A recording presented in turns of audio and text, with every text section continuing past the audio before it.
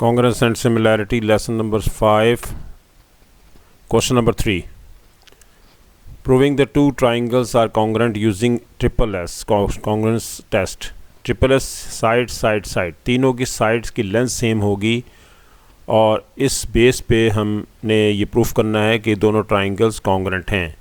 सबसे पहले हम कॉरस्पॉन्डेंस चेक करेंगे इनकी, और उसके लिए आप यहाँ पर लिखेंगे ए बी और सी। ये फर्स्ट ट्राइंगल है ए बी सी, और इसके कॉरस्पॉन्डेंस देखते हैं कि साइड्स नेक्स्ट जो ट्राइंगल है उसकी हमारे पास कौन से वर्टिसेस हैं। वो वर्टिसेस देखने हैं कि वो वर्टिसेस कौन से हैं, और ताकि फिर हम उनके मुताबिक इनको साइड्स को इक्वल कर सकें, या साइड्स की लेंथ जो है वो हम उनको चेक कर सकें। ए के अपोजिट साइड लेंथ है 9 सेंटीमीटर, और इसी तरह से देखा जाए तो एक्स के अपोजिट 9 सेंटीमीटर है, तो ए कॉरस्पॉन्डेंट है एक्स के। नेक्स्ट जो प्रॉब्लम है वो बी की है। बी के लिहाज से देखा जाए तो बी के अपोजिट है 7 सेंटीमीटर, और जी के अपोजिट भी 7 है, तो बी हमारे पास कॉरस्पॉन्डेंट है जी के।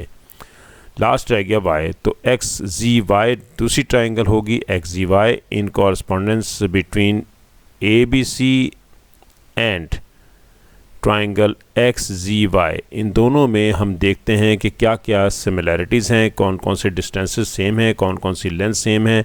अब हम देखते हैं सबसे पहले ए बी लेंथ। अगर हम इधर ए बी लेंगे तो राइट पे अगर देखें तो एक्स और जी है, तो एक्स और जी दोनों साइड्स की लेंथ सेम होनी चाहिए, और ऐसा ही है। ए बी लेंथ है हमारे पास 4 सेंटीमीटर, ये 4 सेंटीमीटर है ए बी लेंथ, और इस तरह से एक्स जी लेंथ भी हमारे पास 4 सेंटीमीटर है, तो equal to 4 centimetre.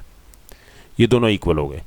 Next check करते हैं ए सी।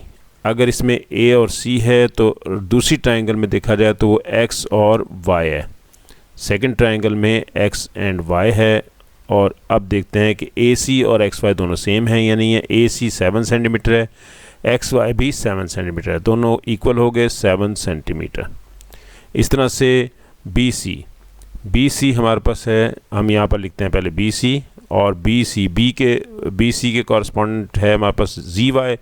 हम इक्वल टू जी वाई लिखेंगे यहाँ पर कि हमारे पास वैल्यू आ रही है जी वाई और बी सी। इन दोनों में देखते हैं कि कौन सी वैल्यूज़ इक्वल हैं। 9 सेंटीमीटर बी सी 9 सेंटीमीटर यहाँ पर भी है, और जी वाई भी 9 सेंटीमीटर है। इस तरह से हमारे पास दोनों ट्राइंगल्स में ट्रिपल एस पोस्टुलेट के मुताबिक दोनों ट्राइंगल्स कॉन्ग्रेंट हैं। ट्राइंगल ए बी सी और triangle X Y Z are congruent. Centre में ट्रिपल लाइंस डालेंगे, ये कॉन्ग्रेंस को शो करती है। तो हम कह सकते हैं कि hence these two triangles are congruent according to triple S postulate, क्योंकि तीनों साइड्स आपस में इक्वल हैं। कॉन्ग्रेंस के लिए साइड्स की लेंथ सेम होनी चाहिए और एंगल भी सेम होनी चाहिए।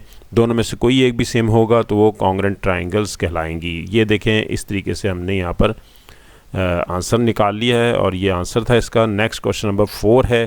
क्वेश्चन नंबर 4 में भी कुछ ऐसा ही पूछा है उसने कहा है copy and complete the proof to show that the following two triangles are congruent. ये दोनों ट्राइंगल्स कॉन्ग्रेंट हैं। अब कॉपी जो करना है वो हमारे पास ये है, जिसे हमने कॉपी करना है, इसकी फिलिंग द ब्लैंक्स करनी है। सबसे पहले ए बी सी ट्राइंगल है, और दूसरी ट्राइंगल में चेक करते हैं कि ए के अपोजिट 11 सेंटीमीटर है और ई के अपोजिट भी 11 मीटर है।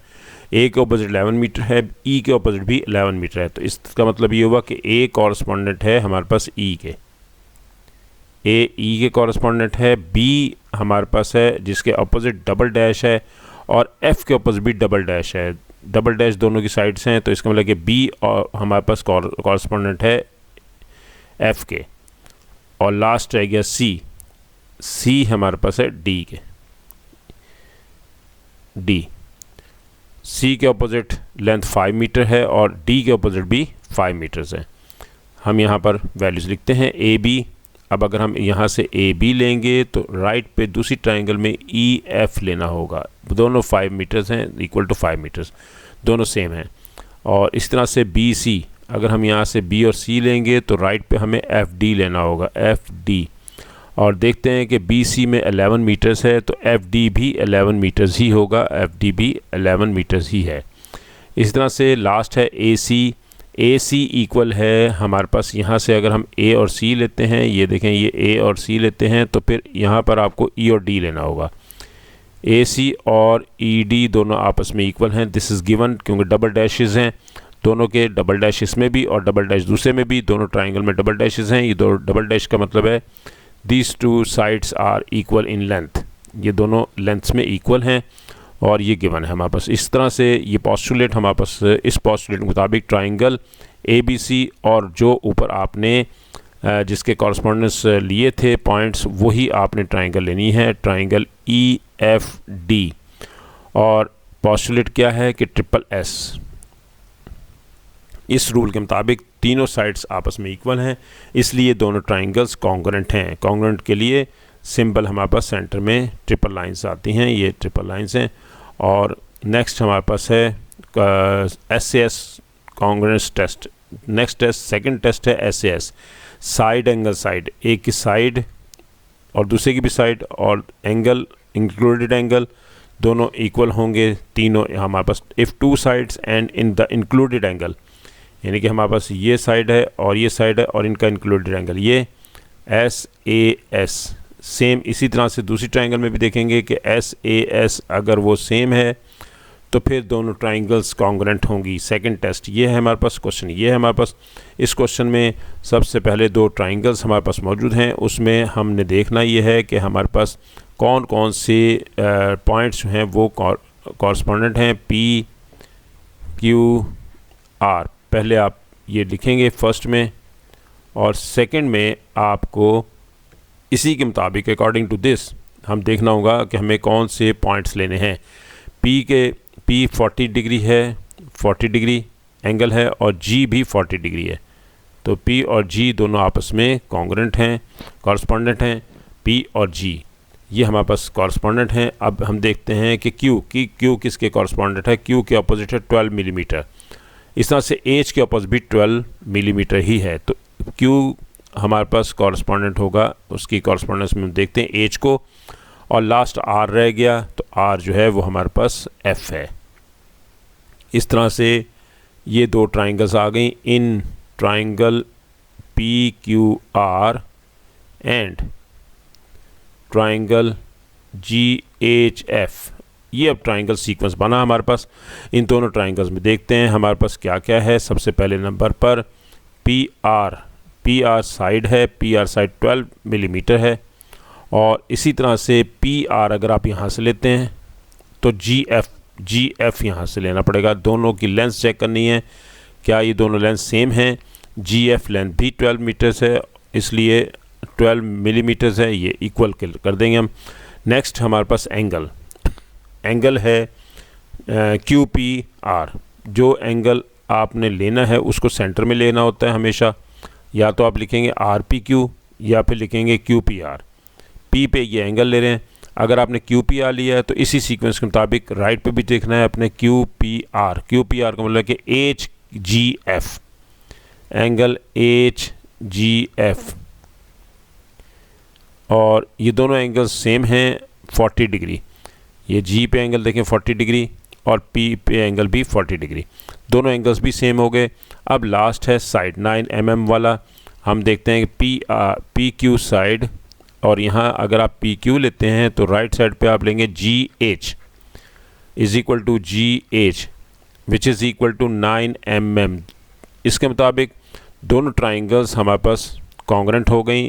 P Q R is congruent to triangle G H F S A S postulate के मुताबिक। एस ए एस रूल था हमारे पास, इसके मुताबिक ये दोनों ट्राइंगल्स हमारे पास हो गई हैं कॉन्ग्रुएंट। तो अब ये जी एच एफ यहाँ पर आप फिलिंग द ब्लैंक्स कर सकते हैं। इसकी जी एच एफ था और पी क्यू हमारे पास जी एच, क्योंकि इधर पी क्यू है तो राइट पे जी एच होगा, ये 9 mm है। इस तरह से angle Q P R angle H G F होगा, और ये एंगल है 40 डिग्री। इस तरह से पी आर इक्वल है जी एफ, पी आर यहाँ से लेते हैं, अगर आप ये पी आर लेते हैं तो जी एफ लेना पड़ेगा आपको, और जी एफ हमारे पास है 12 millimetres. Triangle P Q are and triangle G H F, these two triangles are congruent according to SAS, side angle side। Next question है हमारे पास है क्वेश्चन नंबर 6। क्वेश्चन नंबर 6 आपने अटैम्प्ट करना है, ट्राई करना है और इसको आपने सॉल्व करना है। नेक्स्ट लेसन यहीं से स्टार्ट होगा।